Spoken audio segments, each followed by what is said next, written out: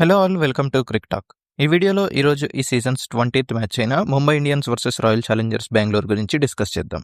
ఈ రోజు మ్యాచ్ ముంబైలోని వాంకడే స్టేడియంలో జరుగుతుంది అండ్ ఈ సీజన్లో ఇక్కడ ఇది సెకండ్ మ్యాచ్.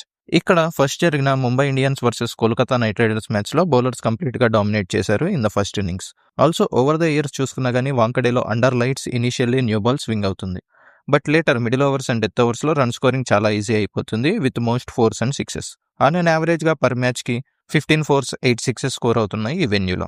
సో మోస్ట్లీ ఈ రోజు కూడా సిమిలర్ కండిషన్స్ని ఎక్స్పెక్ట్ చేయొచ్చు. డ్యూ ఫ్యాక్టర్ వల్ల చేసింగ్ టీమ్కి అడ్వాంటేజ్ ఎక్కువ ఉండే ఛాన్సెస్ కూడా ఉన్నాయి. ఇది venue related overall info.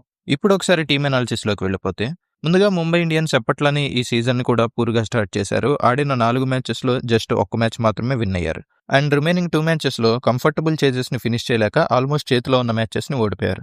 But ఈ రోజు వీళ్ళకి కాన్ఫిడెన్స్ ఇచ్చే విషయం ఏంటంటే, రోహిత్ శర్మ ఇంజరీ నుంచి రికవర్ అయ్యి మోస్ట్లీ సెలక్షన్కి అవైలబుల్గా ఉండొచ్చు. అండ్ ఇంకో biggest news, Jasprit Bumrah's return. ఇది ముంబై ఇండియన్స్ ఫ్యాన్స్కే కాదు, all Indian fans and all cricket fans around the world కూడా చాలా గ్రేట్ న్యూస్. ఆస్ట్రేలియాలో జరిగిన టెస్ట్ సిరీస్ తర్వాత ఫస్ట్ టైం బుమ్రా కమ్బ్యాక్ ఇస్తున్నాడు. Let's hope he doesn't have any more injury concerns. ఇంకా బుమ్రా ఎడిషన్తో బౌలింగ్ అటాక్ చాలా స్ట్రాంగ్ అవబోతుంది. పవర్ ప్లేలో బౌల్డ్ చహర్, మిడిల్ ఓవర్స్లో శాంట్నర్, విఘ్నేష్, డెత్లో బుమ్రాలతో ఆల్ ఫేజెస్లోనూ వెరీ గుడ్ బౌలింగ్ ఆప్షన్స్ అవైలబుల్గా ఉంటాయి. ఇందులో శాంట్నర్స్ బౌలింగ్ ఫామే కొద్దిగా వరీయింగ్గా ఉంది. ఎందుకంటే యూజువల్లీ మిచెల్ శాంట్నర్ చాలా ఎకనామికల్ అండ్ కంట్రోల్ ఉన్న బౌలర్, బట్ లాస్ట్ మ్యాచ్లో వెరీ ఎక్స్పెన్సివ్ అయ్యాడు. ఆల్సో అపోజిషన్స్లో లెఫ్ట్ హ్యాండర్స్ ఉన్నా లేదా హార్దిక్ కూడా రెగ్యులర్గా మంచి బౌలింగ్ ఫామ్లో ఉండటం వల్ల శాంట్నర్కి తన ఫుల్ 4 overs బౌల్ చేసే ఛాన్స్ కూడా ఉండకుండా పోతుంది. ఇది ఇలానే కంటిన్యూ అయితే శాంట్నర్కి బదులు ఇంకో ఫారెన్ ఫినిషర్ లైక్ బెవన్ జేకబ్స్ని టీంలో ఇంక్లూడ్ చేసుకునే ఛాన్స్ కూడా ఉంది, కన్సిడరింగ్ ముంబైస్ బ్యాటింగ్ ప్రాబ్లమ్స్. ఇంకా ఈ టీంకి ఉన్న మేజర్ ఇష్యూ వీళ్ళ బ్యాటింగ్ ఆర్డర్ అనిపిస్తుంది.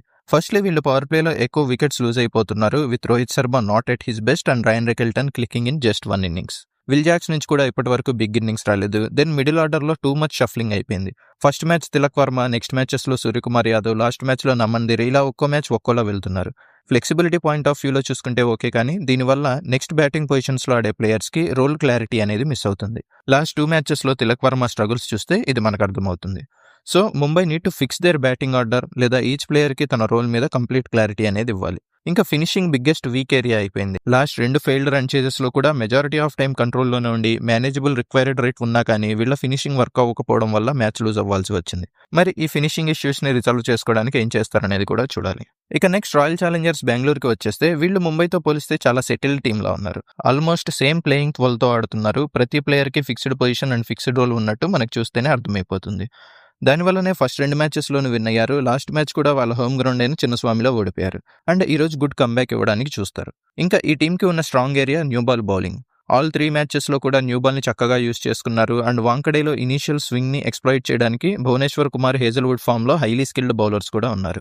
ఇంకా వీక్ ఏరియాస్లోకి వచ్చేస్తే మిడిల్ ఓవర్స్లోనే in both batting and bowling వీళ్ళ టాప్ 3-4 బ్యాట్స్మెన్ ఆడిన రోజు టీమ్ ఇన్నింగ్స్ అంతా బాగుంటుంది. బట్ అన్ఫార్చునేట్లీ లాస్ట్ మ్యాచ్లో లాగా కోహ్లీ, సాల్ట్, పతిదార్లు ముగ్గురు ఫస్ట్ 6-7 ఓవర్స్లో అవుట్ అయిపోతే ఆర్సీబీ స్ట్రగుల్ అవ్వాల్సి వస్తుంది. ఎందుకంటే most of their upcoming batsmen అంతా ఫైనల్ 7 to 8 ఓవర్స్లో బ్యాటింగ్ చేయడానికి అలవాటు పడిన ప్లేయర్స్ కాబట్టి దీన్ని దృష్టిలో పెట్టుకుని ఆర్సీబీ టాప్ ఆర్డర్ కొద్దిగా జాగ్రత్తగా ఆడాల్సి ఉంటుంది. అలానే బౌలింగ్లో కూడా మిడిల్ ఓవర్స్లో వీళ్ళు టీంని కంటైన్ చేసిన రోజునే వీళ్ళకి విన్నింగ్ ఛాన్సెస్ ఉంటాయి.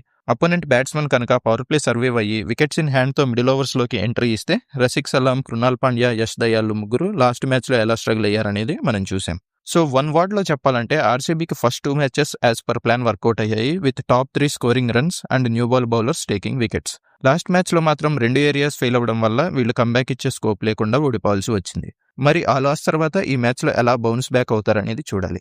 So that is our overall analysis guys. ఇప్పుడు ఈ అనాలిసిస్ అంతా కన్సిడరేషన్లోకి తీసుకొని విన్నర్ ప్రిడిక్షన్ చేయాలంటే ఈరోజు ఒక టీంని పిక్ చేసుకోవడం చాలా కష్టం. ఎందుకంటే 2 టీమ్స్కి కూడా వాళ్ళ strong areas and weak areas ఉన్నాయి.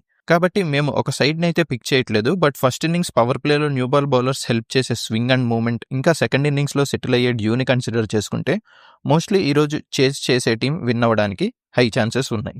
సో మా ప్రిడిక్షన్ వచ్చేసి chasing team to win today's match and we're 80% confident.